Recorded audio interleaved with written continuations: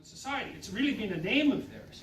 And what they found was that if you had an IQ of, it's illegal to induct anybody into the American Armed Forces if they have an IQ of less than 83. And you think, okay, 83, well, what's that? That's bloody well almost 10% of the population. Right, so you've got to think about that. That means that 10% of the population has a basic intelligence that's so low that the American Armed Forces could not find anything for them to do that wasn't counterproductive, no matter how much they trained. And so that was instantiated into law. I think it was in the early 1990s, if I remember correctly. And so, well, so it's no wonder people hate IQ research, because it's just dreadful to read, because, you know, you like to think that, well, people are, if you provide people with the opportunities and the training, then they can flourish. It's like, no, there's about 8% to 10% of the population that you're not going to make literate, period. And you're not going to make numerate, and aren't going to be able to use computers. And those people are so screwed now, because what the hell are you going to do if you can't use a computer? You're not going to work at McDonald's. It's hard to work at McDonald's, right? It's complicated. And so anyways, IQ is easily measured, and it's very accurately measured. And Victor is working on measures of conscientiousness, and conscientious people are diligent and orderly. And we kind of understand orderliness a bit. We're starting to. Orderliness looks like it's associated with disgust sensitivity. And that actually turns out, I've got some lectures about that online that you might want to look at, because the political implications of that are extremely interesting. But the industriousness end is what predicts long-term performance in complex jobs other than IQ. Right? So you want conscientious people working for it, because they show up on time, they do the work they're supposed to, they're dutiful, they tend to be achievement motivated and all of that. But we haven't been, this is so weird, we have no idea, we've got no model for industriousness. There's no theoretical model, there's no animal model, there's no conceptual model, there's no neurological model. We have no idea what makes some people industrious and other people not. Like, seriously, no idea. And we haven't been able to find a single laboratory task that conscientious people do better than unconscientious people. Even though if we have them fill out a questionnaire that measures their conscientiousness just with self-report, we can use that to predict their performance. We can't find a single task that they actually do better in the lab. And so Victor has been looking at the analysis of self-generated narratives, partly online. That's been a big part of what he's doing, trying to see if he can extract out information that would enable us to tell if people are industrious from the sorts of things that they write spontaneously. And he's had some luck with that. And then I'll let John tell you what he's up to. John's got all sorts of interesting things, so why don't you say a few words about what you're doing? Sure. John's my newest student, by the way. Yeah. So, hi everyone. Hi, John. Hi. So I started in the lab in September. I'm a master's student. I guess I have two main projects that I'll tell you about. One is I'm studying female mate preference. So I'm looking at how women online evaluate like a man that we present to their picture and a description, what kind of personality characteristics they project onto that man, so we get them to rate that. And we measure their own personality and their IQ. So we're looking at the relationship between a rater's personality and IQ, and what personality traits they find attractive in a mate.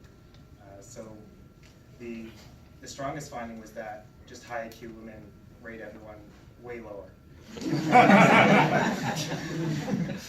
That's a really relevant finding, because one of the things that you see in the general literature is that a woman's chance of being married decreases quite precipitously as her IQ increases. And the reason for that seems to be that women have a proclivity to marry across or above their status position in hierarchies. So it's across or above, and that's the case, that's documented worldwide. It's even the case in Scandinavia, where they flattened out the sociocultural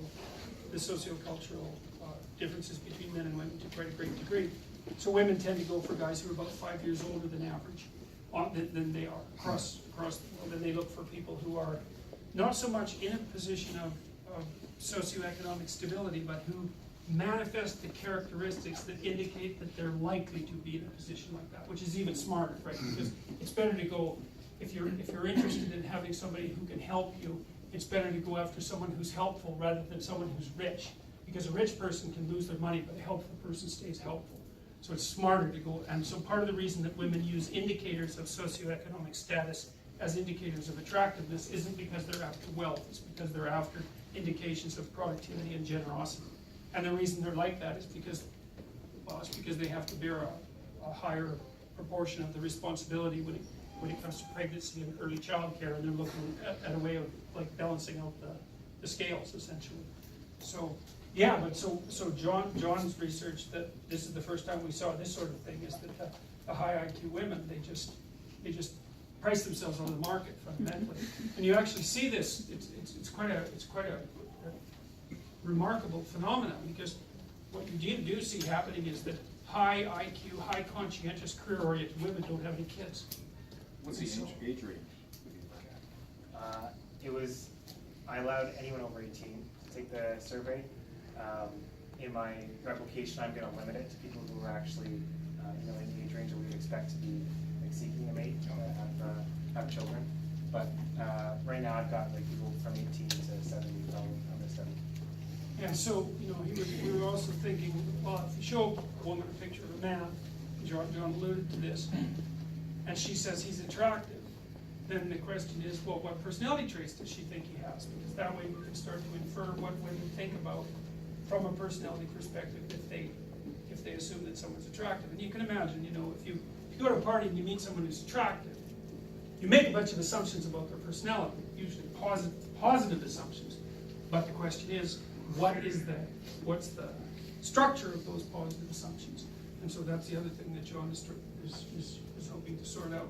He's also quite technically proficient, and John made this thing, which I think I tweeted about a couple of times, but it's on your website. Yeah. You made a music visualizer, which is really quite nice. And so one of the reasons that John and I ended up working together is because we both have an interest in the psychology of music, and he did an undergraduate thesis with me building a. Well, you can talk about that too. Sure. You have a question? I was just wondering, what did you use for that? Like Tinder or something like that? No, it's just an online survey software. Oh, it was? Okay. Yeah. Okay. That's a great idea, though. I'd love to do like more behavioral testing where you put these profiles out into the world and see how people respond to them. Mm-hmm. Yeah. Go ahead. Have you read Prum's book? It's just out. It might be copies and chapters. I picked up one in Barnes and Noble. I'm only halfway through it. And it's called The Evolution of Beauty. And it's about mate preferences in birds, which the author specializes in.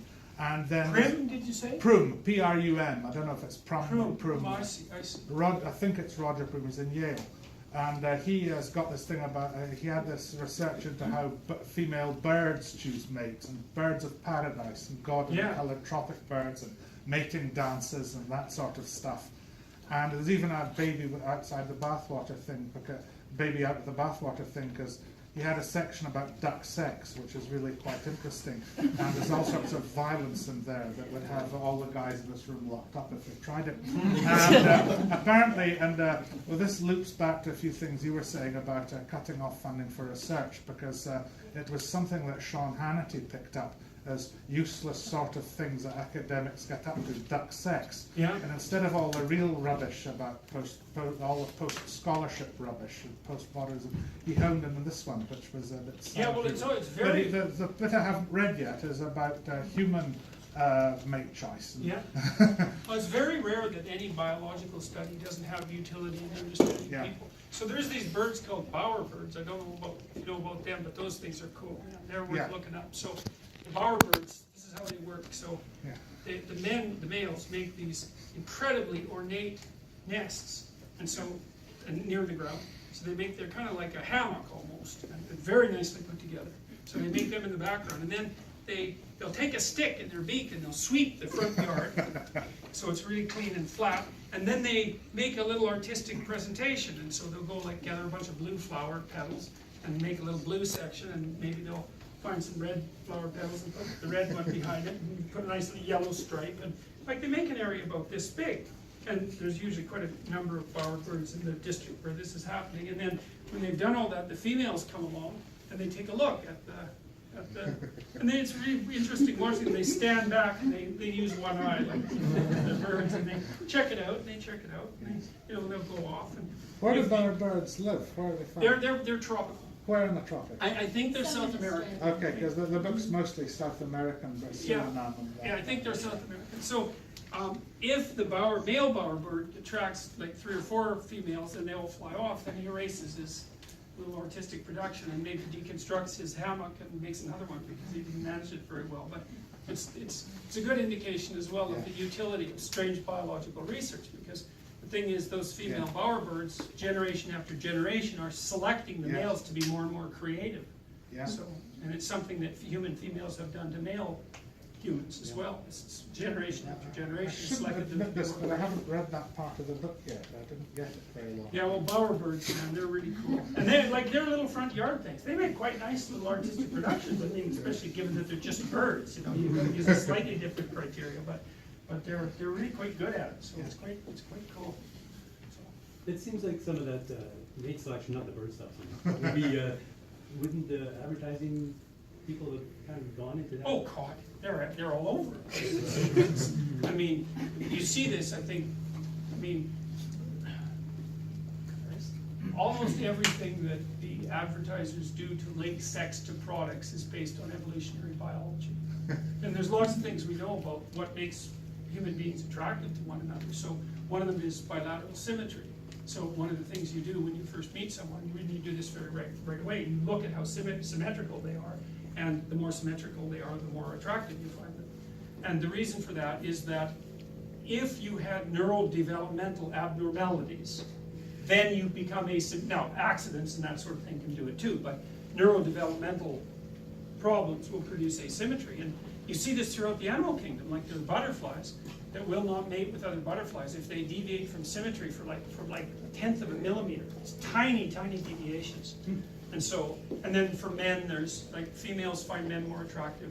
They look at shoulder to waist ratio, and men look at hip to waist ratio in women. And it's across, doesn't matter. Across cultures, you see that sometimes thin women are attractive and sometimes heavier women are attractive. So that can vary. But waist to hip ratio attractiveness doesn't vary. It's about 0.68. And so when if a woman walks by a man and the man turns around and looks at her, what he's doing is quick calculation about whether or not her waist to hip ratio is 0.68. And the reason for that is that abdominal fat in women is a marker for poor health, and that's a marker for lack of fertility. And so, of course, men aren't thinking that, but that's one of them. And then here's a weird thing too. I love this study.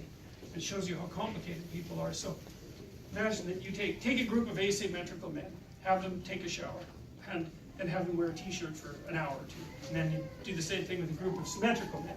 Then you take the t-shirts and you get women to smell the t-shirts and rate the odor for attractiveness.